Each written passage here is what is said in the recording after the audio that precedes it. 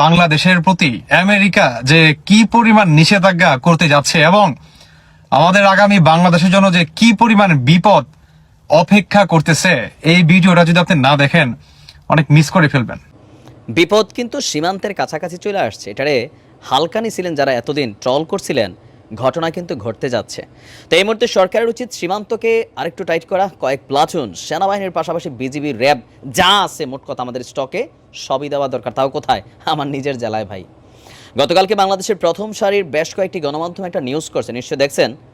শেখ হাসিনা যা বলে তা করে, আওয়ামী লীগের নেতারা কিন্তু এমনটা বিশ্বাস করে, আবার বাংলাদেশের অনেক জনগণও বিশ্বাস করে। কোন কথাটা? সীমান্ত দিয়ে চট করে ঢুকে যাব। শেখ হাসিনা ঢুকুক না ঢুকুক, সীমান্তের পাশে কিন্তু চলছে বিশাল আয়োজন। প্রথম সারির গণমাধ্যমগুলোর করা নিউজ বলছে, কুমিল্লা সীমান্তে ভারতে পালিয়ে যাওয়া ৬ জেলার আওয়ামী লীগের নেতাকর্মীরা একটা বৈঠক করেছে।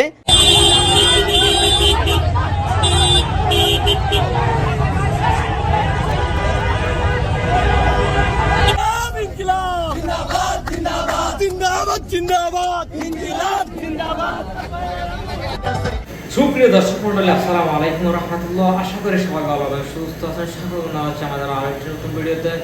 সুপ্রিয় দর্শক মন্ডলী, বর্তমান রাজনীতি আলোচনার প্রেক্ষাপটে বেশ কয়েকটি গুরুত্বপূর্ণ ভিডিও নিয়ে এই আজকের এই ভিডিও। সুপ্রিয় দর্শক মন্ডলী, দিন যতই যাচ্ছে এনসিপি এবং ডক্টর ইউনূস বিপদ পড়তে যাচ্ছে। সুপ্রিয় দর্শক, আপনারা আশা করে বুঝতে পারছেন ইতিমধ্যেই আজকের ভিডিওটা কতটা গুরুত্বপূর্ণ। আমার মনে হয় সুপ্রিয় দর্শক, এনসিপি দলটা খুব বেশি দিন আর টিকবে না। সুপ্রিয় দর্শক, আসুন আমরা সেই বিস্তারিত আলোচনা দেখে আসি। বিস্তারিত আলোচনাটা দেখলে আপনারা বুঝতে পারবেন আজকের ভিডিওটা কতটা গুরুত্বপূর্ণ। আপনারা কিছু না কিছু অবশ্যই রাজনীতি আলোচনা সম্পর্কে বুঝতে পারবেন। সুপ্রিয় দর্শক, আসুন কথা না বাড়িয়ে সেই সম্পূর্ণ বিস্তারিত আলোচনাটা দেখে আসি। তার আগে আপনাদের প্রতি আমার একটা ছোট্ট রিকোয়েস্ট, যারা আমার চ্যানেল এখন নতুন, চ্যানেলটি সাবস্ক্রাইব করে আমাদের সাথেই থাকুন। ইতিমধ্যে যারা চ্যানেলটি সাবস্ক্রাইব করছেন আপনার অসংখ্য ধন্যবাদ। সুপ্রিয় দর্শক, আসুন আমরা সম্পূর্ণ ভিডিওটা দেখে আসি। সবাই আমার সাথে একসাথে পড়েন, লা ইলাহা ইল্লা আনতা সুবহানাকা ইন্নী কুনতু মিনাজ জালিমিন। এটা হচ্ছে বিপদে পড়লে সম্ভবত বাঁচার দোয়া। বিপদ কিন্তু সীমান্তের কাছাকাছি চলে আসছে। এটারে হালকানি ছিলেন যারা এতদিন ট্রল করছিলেন, ঘটনা কিন্তু ঘটতে যাচ্ছে। তো এই মুহূর্তে সরকারের উচিত সীমান্তকে আরেকটু টাইট করা, কয়েক প্লাটুন সেনাবাহিনীর পাশাপাশি বিজিবি, র্যাব যা আছে মোট কথা আমাদের স্টকে সবই দেওয়া দরকার। তাও কোথায়? আমার নিজের জেলায় ভাই। গতকালকে বাংলাদেশের প্রথম সারির বেশ কয়েকটি গণমাধ্যম একটা নিউজ করছে, নিশ্চয়ই দেখছেন। শেখ হাসিনা যা বলে তা করে, আওয়ামী লীগের নেতারা কিন্তু এমনটা বিশ্বাস করে, আবার বাংলাদেশের অনেক জনগণও বিশ্বাস করে। কোন কথাটা? সীমান্ত দিয়ে চট করে ঢুকে যাব। শেখ হাসিনা ঢুকুক না ঢুকুক, সীমান্তের পাশে কিন্তু চলছে বিশাল আয়োজন। প্রথম সারির গণমাধ্যমগুলোর করা নিউজ বলছে, কুমিল্লা সীমান্তে ভারতে পালিয়ে যাওয়া ৬ জেলার আওয়ামী লীগের নেতাকর্মীরা একটা বৈঠক করেছে এবং ১৯৭১ সালে মুজিবনগর সরকারের কথা খেয়াল আছে তো? ঠিক ওই রকম মুজিবনগর সরকারের আদলে একটা সরকার গঠনের গুঞ্জন, মানে চেষ্টা করছে এমনই কিন্তু গুঞ্জন উঠেছে। আর এটা নিয়ে আপনার গতকালকে সারাদিন নানান বক্তব্য সোশ্যাল মিডিয়াতে ছিল। বিজিবি, পুলিশ বলছে এই বৈঠকের কোনো তথ্য তাদের কাছে নাই, তারপরও বিজিবি এবং পুলিশ সতর্ক অবস্থানে আছে। তো সত্যি সত্যি যদি শেখ হাসিনা সীমান্তের কাছে কখনো আসে, পুলিশ বিজিবি দিয়ে কাজ হবে?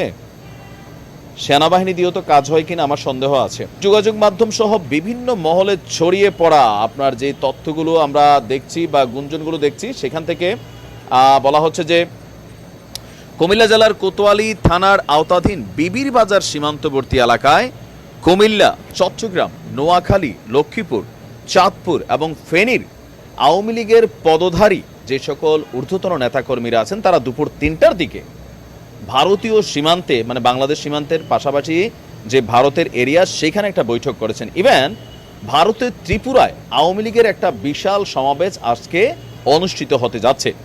ওই সমাবেশে বাংলাদেশ থেকে যারা ভারতে পালিয়ে গেছেন সে সকল আওয়ামী লীগ নেতারা অংশগ্রহণ করবেন। তার মানে কি, এই মুহূর্তে সারা বাংলাদেশ থেকে আওয়ামী লীগের যে সকল এমপি, মন্ত্রী বা বিভিন্ন সেক্টরে যারা কাজ করেছেন সরকারের পক্ষে, তারা সকলেই সেখানে আজকের এই প্রোগ্রামে অ্যাটেন্ড করতে যাচ্ছেন। এমনকি ভারতে পালিয়ে থাকা আওয়ামী লীগ সভাপতি এবং সাবেক প্রধানমন্ত্রী, তিনি নিজেও নাকি ওই সভায় অংশ নিয়ে ৭১-এর মুজিবনগরের সরকারের আদলে বাংলাদেশের প্রতি আমেরিকা যে কি পরিমাণ নিষেধাজ্ঞা করতে যাচ্ছে এবং আমাদের আগামী বাংলাদেশের জন্য যে কি পরিমাণ বিপদ অপেক্ষা করতেছে, এই ভিডিওটা যদি আপনি না দেখেন অনেক মিস করে ফেলবেন। চলুন শুরু করি। মোহাম্মদ ইউনূস সাহেবের জন্য খুবই খুবই খারাপ সংবাদ। এর পাশাপাশি বাংলাদেশ নামক রাষ্ট্রের জন্য খারাপ সংবাদ, বাংলাদেশের ব্যবসায়ীদের জন্য খারাপ সংবাদ, বাংলাদেশের শ্রমিকদের জন্য খারাপ সংবাদ। সকল দিক থেকেই এটা খারাপ সংবাদ। আমরা তীব্র নিন্দা এবং প্রতিবাদ জানাচ্ছি। রাজনীতির কারণে কেউ যদি মনে করে থাকেন যে আমেরিকা এই মুহূর্তে নিষেধাজ্ঞা দিলে ভালো, সরকার বিপাকে পড়বে, কেউ যদি ভাবেন আমরা যারা আওয়ামী লীগ আছি আমাদের জন্য সুবিধা হবে, আপনি বাংলাদেশের প্রতি ভালোবাসাটা এখনো তৈরি হয় নাই। দর্শক, ভারতকে এটা নিয়ে আমরা খুবই শক্তভাবে সরকারের পক্ষ থেকে এটাকে ব্রিফ করা দরকার। কারণ যুক্তরাষ্ট্রের প্রেসিডেন্ট ডোনাল্ড ট্রাম্প এবং দেশটির কংগ্রেসের মাধ্যমে বাংলাদেশের বিরুদ্ধে একটা নিষেধাজ্ঞা আরোপের চেষ্টা শুরু হয়ে গেছে। বলা হচ্ছে যে এই কাজটা করবেন এক ভারতীয় আমেরিকান নেতা এবং তাদের টিম। বাংলাদেশের বিরুদ্ধে নিষেধাজ্ঞা আরোপে এই ভারতীয় নেতা সহ তাদের যে টিমরা আছেন তারা কাজ করবেন।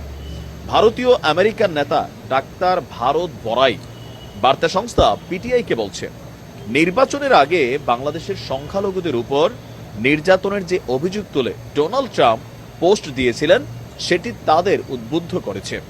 আর এই বিষয়টিতে মানে তারা এখান থেকে উৎসাহ পাইছে আর কি। আর এই বিষয়টাকে কাজে লাগাইয়া বাংলাদেশের উপর নিষেধাজ্ঞা দিতে তারা ট্রাম্পকে উদ্বুদ্ধ করার চেষ্টা করবেন। ইভেন তারা বলছেন তারা সফল হবেন। এই ভারতীয় আমেরিকান নেতা বলছেন বাংলাদেশের হিন্দু এবং তাদের মন্দিরে যে হামলার ঘটনাগুলো ঘটেছে সেই ব্যাপারে ডোনাল্ড ট্রাম্প সাহসী বিবৃতি দিয়েছেন। তিনি একজন সাহসী ব্যক্তি। যদি পরিস্থিতির উন্নতি না হয় তাহলে তিনি বাংলাদেশের বিরুদ্ধে অর্থনৈতিক নিষেধাজ্ঞার কথা চিন্তা করতে পারেন। বাংলাদেশের উপর নিষেধাজ্ঞা দিতে ট্রাম্পের কাছে পৌঁছাতে ভারতীয় আমেরিকানরা সক্রিয়ভাবে কাজ করছে বলেও তিনি জানিয়েছেন।